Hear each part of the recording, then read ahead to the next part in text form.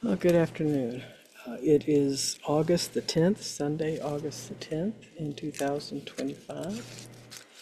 And a lot of times I'll make a reference when I'm talking to people or writing something. I'll make a reference to the first few verses of the Gospel of John. And I'm going to use this afternoon, the Oxford annotated scripture. Okay. Different translators will say it differently, but the essence of what is written is pretty consistent across the board. This is from the Gospel of John, and it's the first chapter, and I'm just going to read the first few passages of that. In the beginning was the Word, and the Word was with God, and the Word was God. And then the second verse says, He was in the beginning with God. And then the third verse, all things came into being through him, and without him not one thing came into being. What has come into being, in him was life, and the life was the light of all people. The light shines in the darkness, and the darkness did not overcome it. Now I reference that a lot because this was referenced to me back in the early 80s. And I was in a conversation with a Franciscan priest who is also an Ojibwe medicine person. And we were talking about how spirituality does cross different lines. It's not all this is the way it has to be or that's the way it has to be, but it's all kind of consistent. And so what he was saying was read the Gospel of John. And so I did. And what I found in reading this passage was that, especially when it refers to not anything was made did not first come through the Word. And it really moved me because already I was starting to move beyond just the boundaries that my Christian faith was trying to keep me in. Yeah, I just want to ask sometimes, how'd that go, right? Uh, but I had been through many different paths. I've explored Hinduism, Tibetan Buddhism, certainly my own ancestry. And I've come to realize, and I came to realize this years ago, but I really didn't have a way of understanding it until I really focused on it after Father John gave me that teaching, was that there's no difference. When the Gospel of John refers to all things that are created come through that word, what does that really mean? And what it means for me is that no matter what the tradition, it has come through that higher consciousness. In the beginning was the Word. A lot of different traditions in their own creation stories refer to sound, an aspect of sound as having the creative capacity. Even Tolkien, if you start with Silmarillion, talks about the chorus, right? The symphony. Sound. What we're learning from exploring the realm of the descendants is that their main healing is through sound and vibration. We're starting to see that in our own healthcare, right? What happens when you're feeling kind of down and a good song comes on the radio and you start singing that song and all of a sudden you're down from like 2 to 8, you know? So sound is important. The opening of the gospel is one of the most profound and poetic expressions of all of sacred literature, I believe. I really believe that. In the beginning was the Word, and the Word was with God, and the Word was God. Right there, what John is doing is reuniting, reconnecting.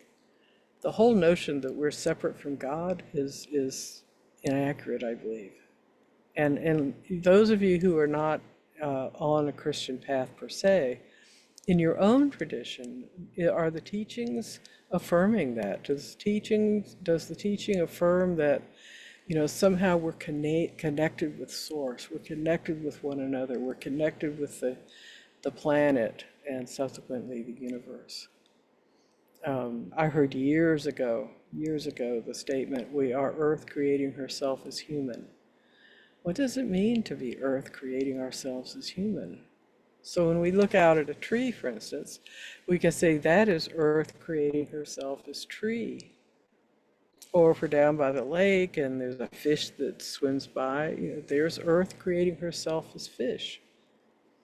And we are Earth creating ourselves as human.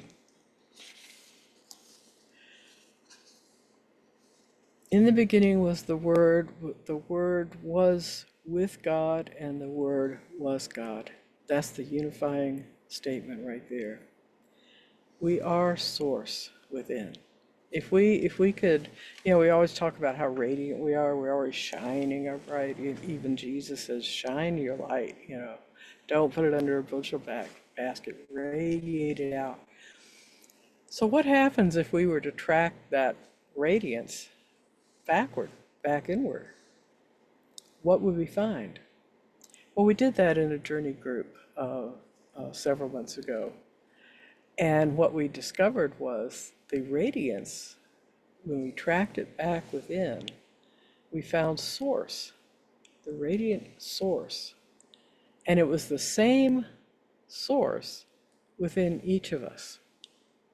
It wasn't like I had my source and you had your source and he had his source and that tree out there as its source. The source itself was the same. And to me, that was one of the most profound realizations that I've had in my whole life, and I'm 75, that source is within us, and it's the exact same source that's within the other. It opens up the understanding of what the namaste was behind the concept of namaste. That divine within me recognizes and sees the divine within you. And the divine within you recognizes and sees the divine within me.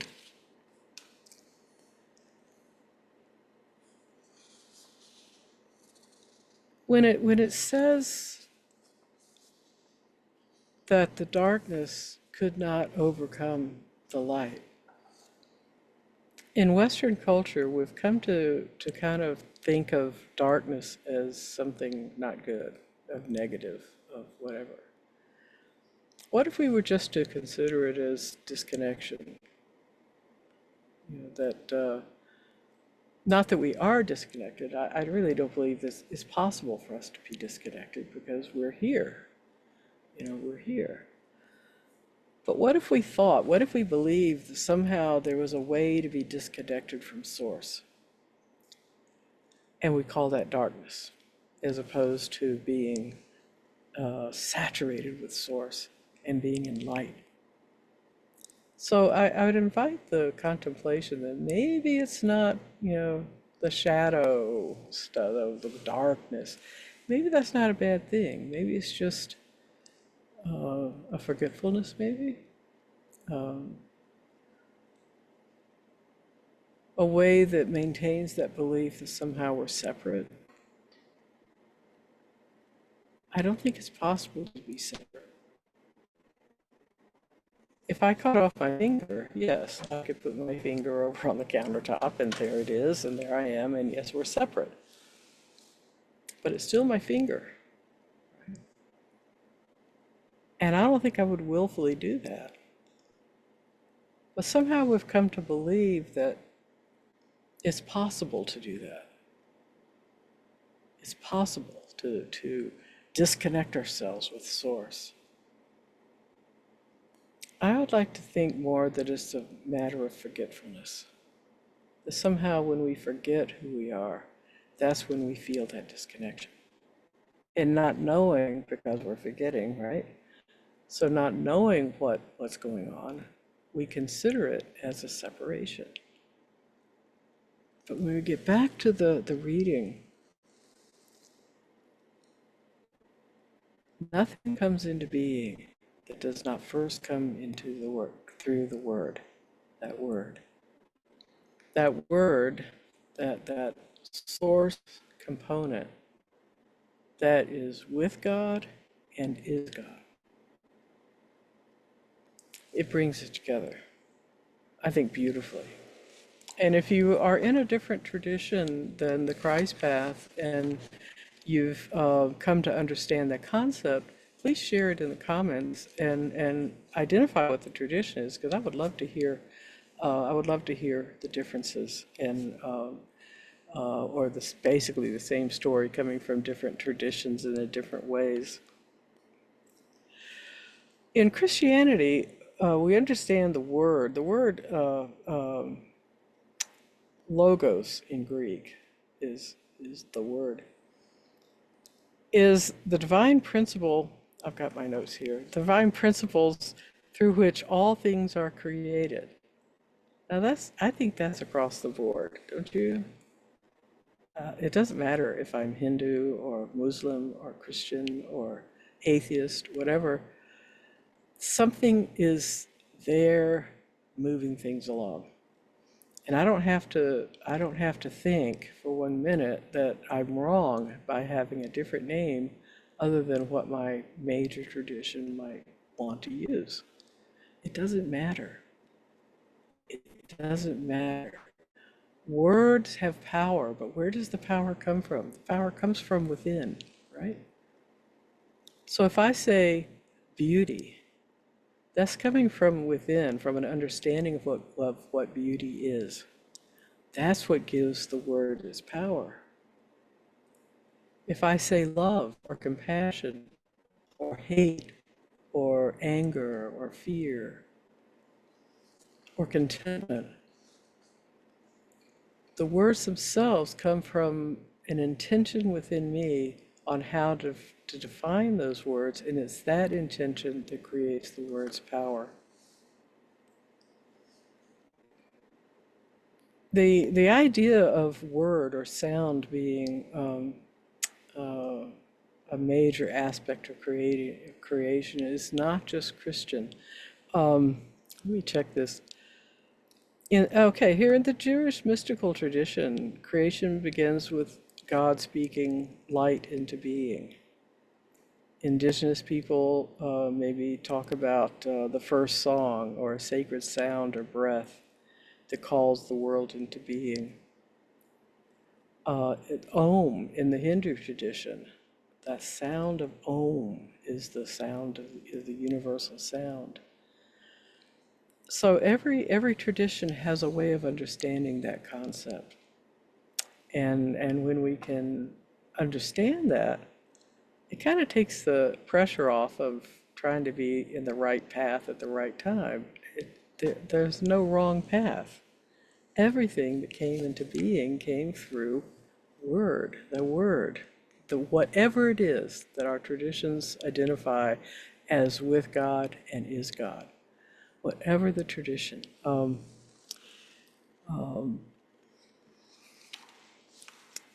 The passage that nothing exists apart from this divine being or divine sound. That's the glue that holds it all together, right? How does that translate into our worlds today? I mean, how do we handle what's going on in the world today? Did God create hate? Did God create anger? Did God create, oh God, imprisoning people in the middle of the Everglades National Park? Was it God that created the cancer that a friend of mine might have? How do we understand those kinds of concepts in the framework of everything that came into being came through the Word? I think there's a direct link between those kinds of events and our own forgetfulness, our own misunderstanding of Source.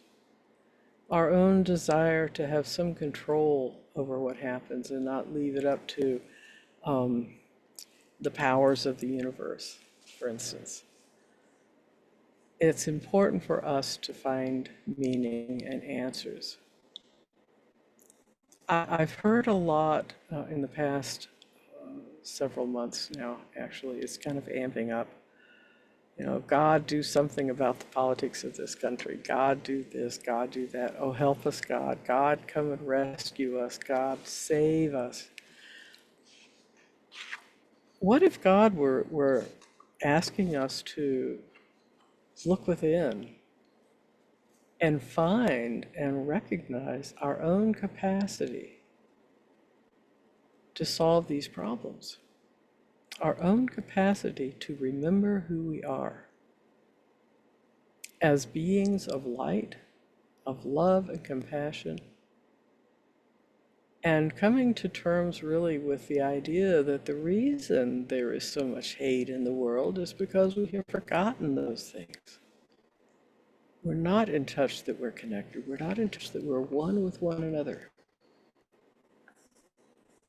A lot of people are, don't get me wrong. It's not all of humanity is going to hell in a handbasket. But what I'm trying to say is it our own forgetfulness that gets in the way of our experiencing the true nature of Source, whether we call it God or Atman or however we call that. But are we ourselves getting in the way?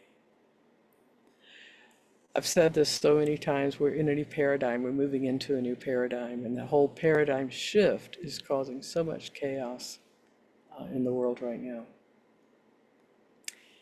Is it more comfortable for us to just cling to what we understood to be true and not venture out into the deeper waters, cast our nets into the depth of understanding, and really coming to terms with who are we? Who are we? In the beginning was the Word, and the Word was God, and the Word was with God. And nothing came into being that did not first come through that Word. That's who we are. That's who we are. We came into being through that Word, or consciousness, or however we want to define it.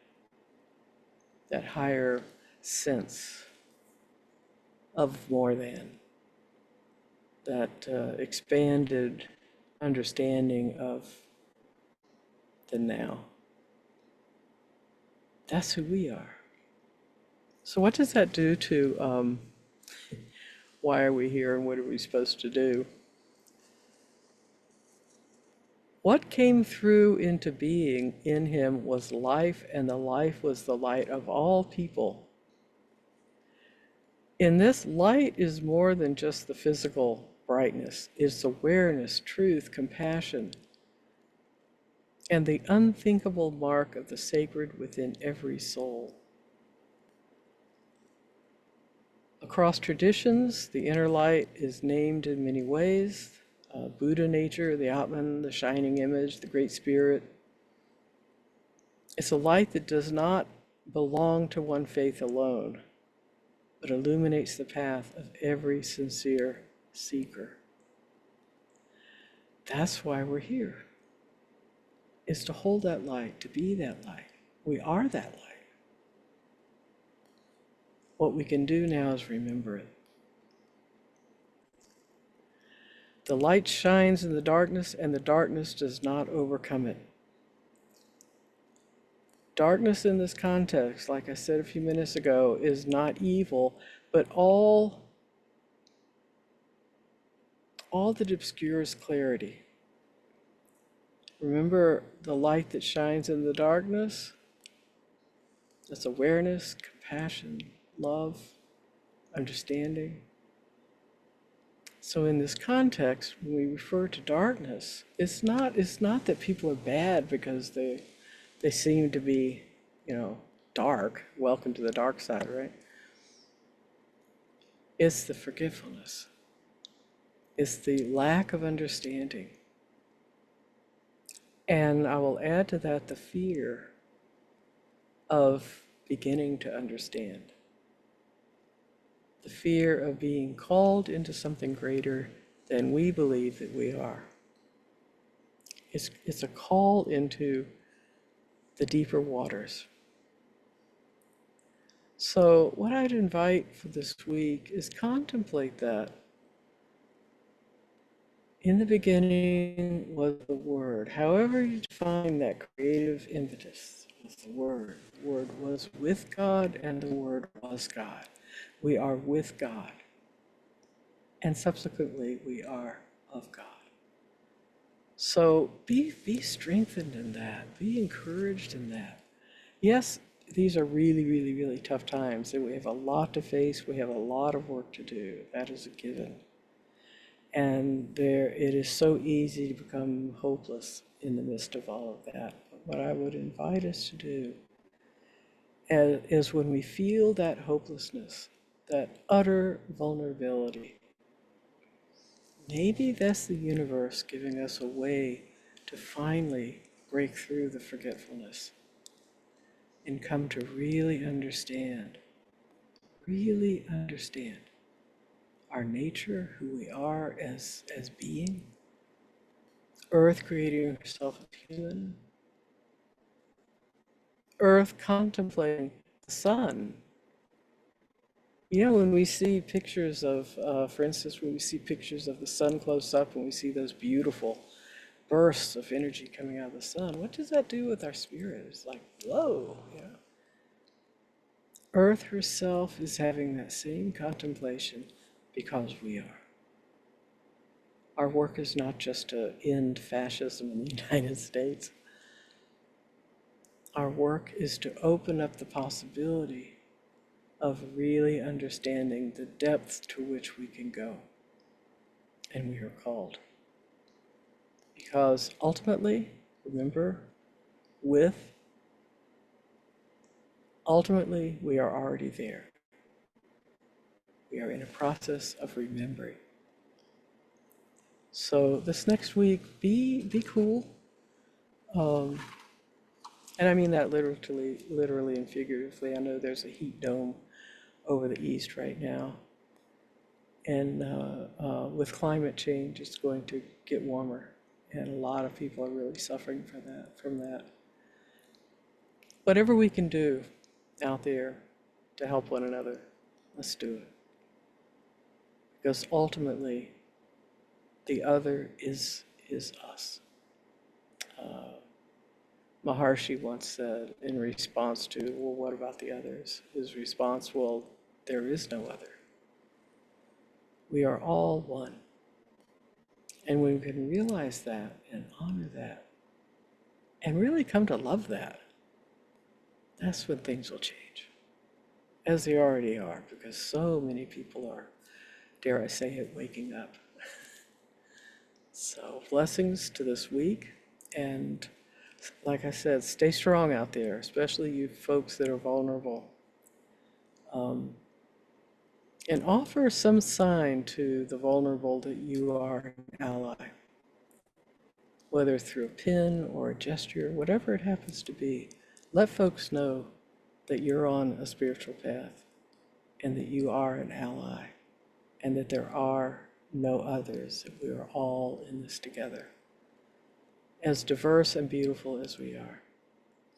So take care, blessings to you, and like I said, have a good week. Please subscribe if you would like to, and if there's something that comes up in the conversation, talk about it in the comments below, and let's see what we can generate.